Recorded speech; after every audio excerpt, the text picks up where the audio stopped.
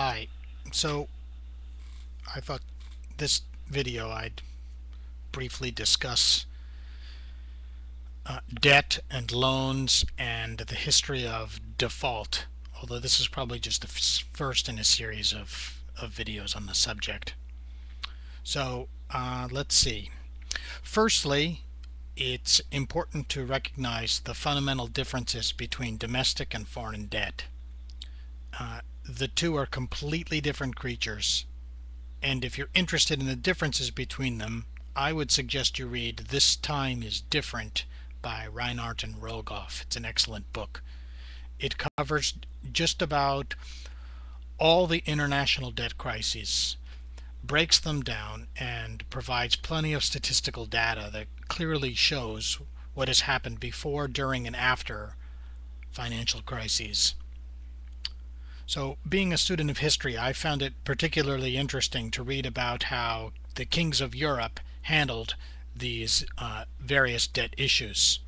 So, basically, a king's promise was ill defined without specific dates or schedules of payments.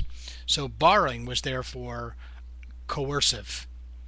And history is littered with examples of families and institutions who were threatened, slaughtered, or exiled by kings in order to balance the books.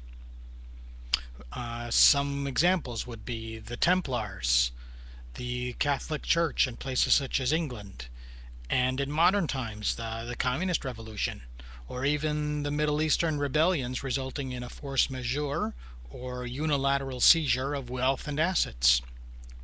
A really good example of that would be the BP Iran issue. I'd highly recommend you take a look at that yourself, because that's a hornet's nest. I don't even want to touch on that. So, getting back to the history of debt and so on, Renaissance city-states effectively brought banking practice back to Europe by importing it from predominantly Muslim North Africa. So cities such as Venice or Genoa and Florence embraced these new techniques, and credit in itself has been kind of a touchy subject with the traditional clerical classes, with usury often being illegal. So this actually brings up the subject of Judaism and its rules regarding the lending of money at interest. And I think this is probably going to be the final point in this video, although it's a little bit of a long point.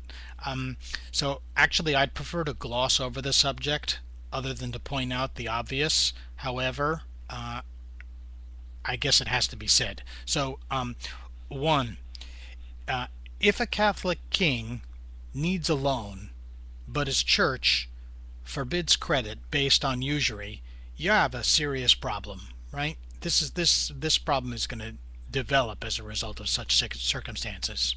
You know, the king needs credit. Two, Jewish people in many cases were forbidden from owning title to land or from farming the land. Thus, they're excluded from the traditional bond between men and his food and the land. So that's a significant issue. Number three, Jews were often allowed to reside in separate neighborhoods because they offered services which the local Catholics, in the case of Europe, could or would not provide. So note how this dovetails really nicely into the coercive loan practices of the European kings, right? 3 points. So there's so much more to this issue, but I think it's probably best to leave it there. In conclusion, the conclusion here is that the business of loans and the extension of credit was and is a dangerous business. So as a result, those willing to undertake the risk are rewarded for doing so. That some families of a variety of faiths practiced the craft and ran the risk of kingly default in return for the reward of usury gains on the principal loaned is in itself the answer to the question, right? I mean, if you're willing to take the risk of loaning the money to the king, and you're willing to risk the danger of the king defaulting on the loan by perhaps chopping your head or exiling you or sponsoring a pogrom or whatnot, well, there you go. I think it's pretty much self-explanatory. Sayonara.